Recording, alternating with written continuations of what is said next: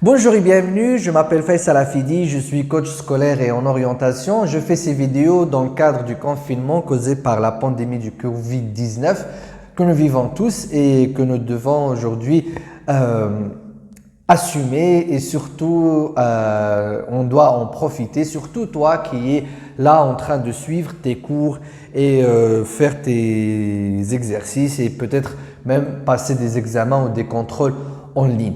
Je veux faire cette vidéo pour résumer un live que j'ai fait hier, qui a été organisé par l'association Rouad Najah, c'était sur Facebook, dans lequel j'ai parlé pendant 1 heure du homeschooling, la scolarité à la maison et en quoi ça consiste et comment aujourd'hui tu peux en fait en profiter et commencer déjà à t'adapter à ce système de scolarité. On ne sait pas, peut-être qu'après ce confinement, tu pourras en profiter davantage et peut-être tu pourras réadapter ta scolarité par rapport à ce concept du homeschooling. Il faut savoir aussi que l'enseignement ou le secteur de l'éducation sera un des secteurs qui va être le plus touché après ce confinement parce qu'aujourd'hui, on commence à concevoir et à comprendre l'utilité de l'apprentissage à distance et en quoi ça peut être beaucoup plus utile et beaucoup plus avantageux que l'enseignement en présentiel. Donc, je vais te parler ici, comme je l'ai déjà fait dans les vidéos précédentes du homeschooling, mais en rentrant un peu plus en détail et en faisant le résumé. Je ne vais pas passer 1 heure sur cette vidéo, mais je vais juste résumer les points essentiels sur lesquels je me suis attardé lors du live qui a été fait et organisé par l'association Rouad Najah, que d'ailleurs je remercie encore une fois pour cette invitation et pour l'occasion qu'ils m'ont donnée pour exposer le homeschooling pour leurs adhérents et les personnes qui les suivent sur Facebook. Donc comme j'ai dit dans ce live, j'ai commencé par expliquer le fait qu'on n'arrête pas de nous dire que voilà, nous ne sommes pas en vacances et que nous devons suivre nos cours et notre scolarité à la maison. En fait, je pense que ce n'est pas vraiment vrai à 100%. Il faut dire qu'en fait, nous sommes dans des vacances assez bizarres. Des vacances bizarres dans le sens où nous sommes en mode vacances, c'est-à-dire on est en pyjama, on est chez nous, on a accès à Internet, on peut se réveiller à n'importe quelle heure et on peut dormir à n'importe quelle heure. Mais en même temps, nous sommes obligés de suivre nos cours, faire des devoirs, avancer sur nos exercices. Et en même temps, nous n'avons pas le droit de sortir de chez nous. Donc, il faut dire que ce sont des vacances, mais des vacances qui sont bizarres. En fait, l'idée, c'est de dire que oui, profitons de notre temps. C'est une période assez particulière. Profitons de notre temps, profitons de nos loisirs, mais en même temps, profitons de cet aspect nouveau de la scolarité que l'école nous offre et commençons à nous adapter à cette façon d'apprendre qui est assez particulière, mais tu vas le voir, qui est très efficace. Alors le homeschooling, comme je l'ai expliqué hier, en fait, c'est quelque chose qui existait depuis pas mal d'années maintenant. L'enseignement à distance, je l'ai déjà expliqué, il a commencé depuis maintenant une centaine d'années que les gens reçoivent des cours chez eux et apprennent à partir de chez eux. Ensuite, ça s'est développé en ce qu'on appelle le e-learning, c'est-à-dire l'utilisation des logiciels pour apprendre avec une façon animée. Ça n'a pas été très développé dans le cadre scolaire. Mais après, ce qui est venu, ce sont les MOOC, c'est-à-dire des formations proposées à travers des vidéos, des exercices et des devoirs et des examens à faire en ligne. Ce qui a donné ensuite ce qu'on appelle le homeschooling, qui en fait s'est développé en parallèle de la technologie, dont la raison est différente de ce que font les gens qui font l'enseignement à distance. L'homeschooling, c'est des parents et des personnes qui pensent que l'école n'est pas utile pour leurs enfants et qui pensent que le système scolaire est dépassé par la nouveauté que nous vivons et donc ils décident d'enseigner leurs enfants à partir de chez eux. Au Maroc, on n'a pas le droit de le faire, ou en tout cas, il n'y a pas de réglementation pour le faire. En France, il y a toute une réglementation qui permet à des parents de faire la scolarité de leurs enfants à partir de la maison. Et aux États-Unis, pareil, il y a tout un système qui est mis en place pour aider les parents qui voudraient faire le homeschooling. En France, il y a 30 000 élèves qui suivent leur scolarité à partir de la maison avant le confinement, bien évidemment. Et aux États-Unis, il y a à peu près 3% d'élèves qui suivent, et je parle d'élèves, c'est-à-dire primaire, maternelle, primaire, collège et lycée, qui suivent leur scolarité à partir de chez eux, accompagnés ou encadrés par leurs parents ou des fois par des associations. Il y a des ménages qui s'organisent, des maisons qui s'organisent pour créer des classes à la maison entre plusieurs voisins. Il y en a même des quartiers qui créent des associations et qui s'occupent eux-mêmes de l'éducation des enfants qui habitent dans ces quartiers-là. Et l'État leur propose en tout cas un accompagnement réglementaire et pédagogique. Et bien évidemment, ils passent des examens comme tout le monde pour valider leur diplôme, que ce soit le brevet ou le bac ou même le certificat des études primaires.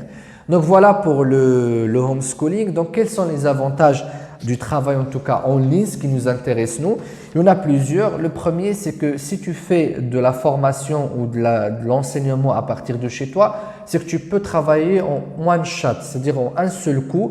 Tu peux faire tes cours, faire tes exercices, tes devoirs en une seule fraction, en un seul bloc de temps dans la journée. Alors que dans la scolarité traditionnelle, tu vas à l'école, tu passes une journée à l'école, tu rentres chez toi, tu dois te reprogrammer pour que tu puisses retravailler à partir de chez toi tes devoirs, tes exercices et ainsi de suite.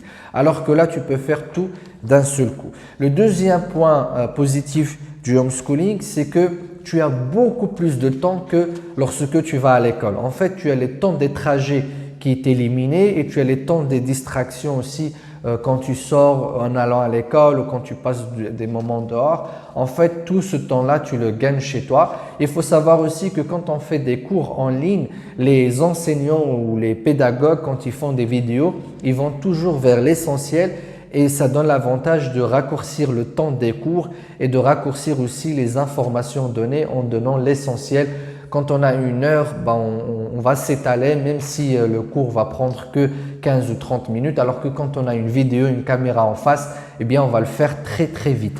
Ensuite, il y a le fait d'être capable de revisionner les supports pédagogiques, c'est-à-dire les vidéos, les exercices. Tu peux les refaire, les revoir plusieurs fois. Ça, c'est l'avantage qu'on n'a pas en fait quand tu es en classe. Tu ne peux pas faire pause au prof et tu ne peux pas le refaire revenir en arrière. Alors quand on demande aux professeurs ou aux enseignants en général de reprendre, quand ils sont gentils, ils le font, mais on ne peut pas le faire 2-3 fois quand on a du mal à suivre le cours.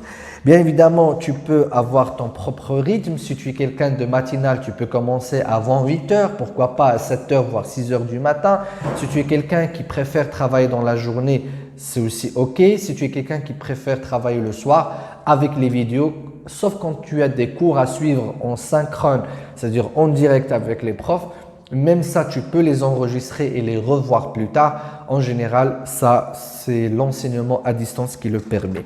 Ensuite, tu peux te créer une ambiance de travail. Ça aussi, c'est très important quand on fait du homeschooling. C'est-à-dire tu peux suivre des cours en écoutant de la musique, en mangeant, en étant dans une posture que tu préfères plutôt que d'être assis face à un tableau et que tu n'as pas le droit de faire plein de choses quand tu es en classe. Donc ça, c'est les avantages du homeschooling. Bien sûr, il y a des inconvénients au fait d'apprendre à la maison. C'est l'absence de l'ambiance créée par les camarades et les amis. Ça, la technologie y pallie aujourd'hui à travers les supports d'interaction et c'est très très nouveau d'ailleurs.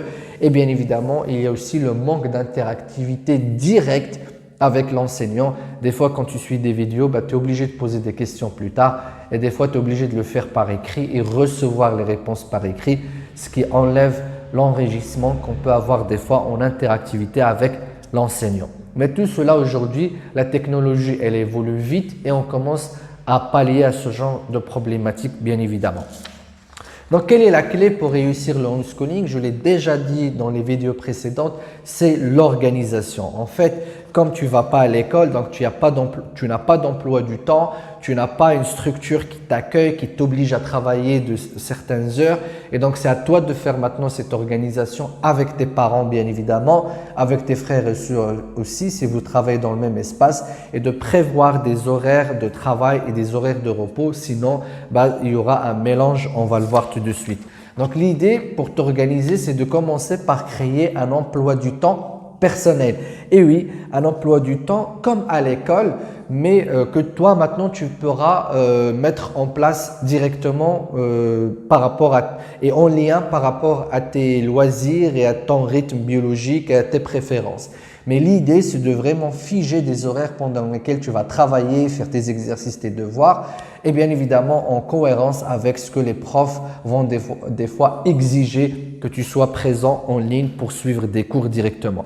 Et l'idée, c'est d'avoir une journée qui ressemble à ceci. C'est-à-dire que tu as des moments où tu joues, tu profites de tes loisirs, où tu te reposes et tu as un seul bloc pendant lequel tu travailles. Et l'idée, c'est d'éviter d'avoir ce genre de journée.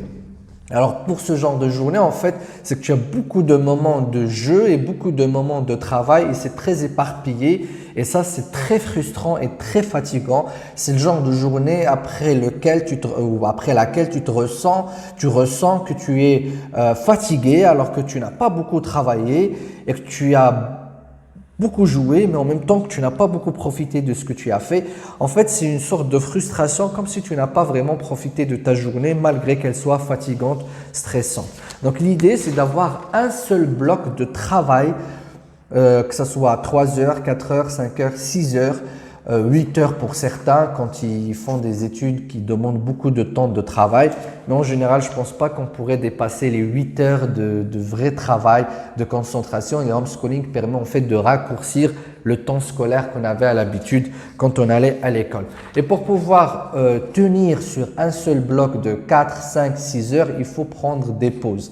Mais des pauses de 10 à 15 minutes pendant lesquelles tu peux consulter ton ordinateur, tes messageries, tes réseaux sociaux, tes applis sur lesquels tu vas assez souvent.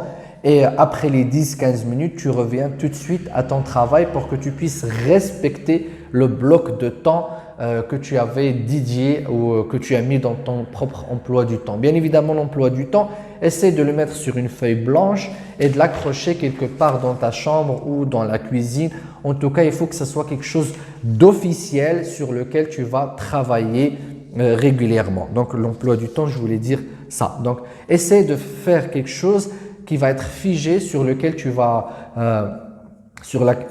travailler. Et puis, si ça ne marche pas pendant 1 ou 2, 3 jours, tu peux rectifier à chaque fois ton emploi du temps pour que tu puisses créer un emploi du temps qui sera adapté à toi et à ton rythme et à tes conditions à la maison et aussi par rapport à tes profs. Bien évidemment, si tu veux travailler, il faut que tu désactives tes notifications. Les notifications, j'en ai parlé dans des vidéos précédentes, sont le pire danger par rapport à la concentration et à l'efficacité par rapport au homeschooling. Les notifications sont faites pour nous distraire, pour récupérer notre attention. Les notifications, ils sont sans pitié. Tu as vu sur ton portable pour les désactiver, il faut pas mal d'actions pour le faire. Et en général, quand ça se désactive, il y aura toujours une option de notification qui reste activée. C'est parce que les applis et ton portable et les sociétés qui sont derrière font tout pour que tu puisses garder les notifications actives parce que leur business model se base sur l'attention que tu leur accordes. Et pour avoir cette attention, ils sont obligés de garder les notifications ou d'activer les notifications sur ton portable. Alors que toi, étant donné que tu travailles sur ton portable, tu travailles sur ton écran, quand tu as les notifications, c'est très très dur de se concentrer et ça va bousiller tes capacités de concentration avec le temps, et bien évidemment, et en plus, tu ne pourras pas être efficace comme tu le souhaites. Bien évidemment, j'ai parlé aussi du lieu. Quand on veut se travailler à la maison, il faut dédier un lieu précis, privilégié, sacré, réservé au travail scolaire, que ce soit le suivi de tes vidéos, le fait de faire des exercices, tes lectures et ainsi de suite. Et évite de mettre le portable à côté ou d'avoir des outils de distraction, de jeu qui vont être à côté de toi. Et si tu veux prendre ta pause, il faut la prendre loin de ce lieu-là, te déplacer même quelques mètres ou juste changer de place si c'était dans ta chambre. Et puis, si tu veux revenir travailler, tu reviens sur ce lieu de travail.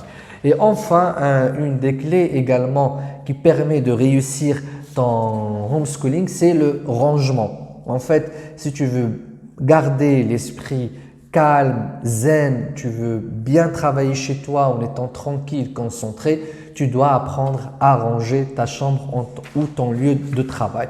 Après 2-3 jours, quand on reste dans sa chambre et que sa chambre devienne bordélique, elle donne pas du tout envie de travailler. Je te donne un exemple. Imagine si tu arrives en classe et que tu trouves que toutes les tables et les chaises sont mélangées, le bureau du prof est rempli de feuilles, de papier, de livres, le prof lui-même a l'air d'être complètement perdu et on te demande de te concentrer dans cet endroit. Bien évidemment, tu vas refuser parce que pour te concentrer, tu as besoin d'un espace clean, propre, ordonné, où chaque chose est à sa place, que toi, tu puisses te concentrer sur l'essentiel.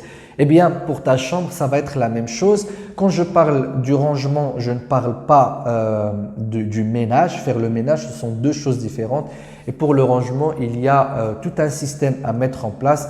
Je vais préparer une formation, un coaching en ligne pour le rangement parce que quand je reçois des élèves ou des étudiants et que je les coach sur leur organisation, je commence souvent par le rangement et on se rend compte que si on a du mal à ranger, ce n'est pas parce qu'on est bordélique, c'est juste parce que nous n'avons pas un système qui nous permet d'être bien organisé et qui nous permet de bien ranger nos affaires. Donc, voilà certaines clés qui permettent de réussir sa scolarité à la maison.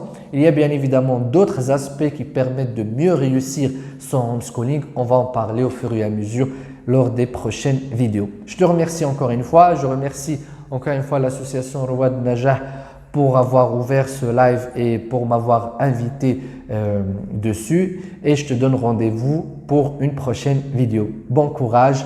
Je te souhaite un bon succès par rapport à ta scolarité à la maison et beaucoup de courage pour cette période de confinement. À très bientôt. Ciao, ciao.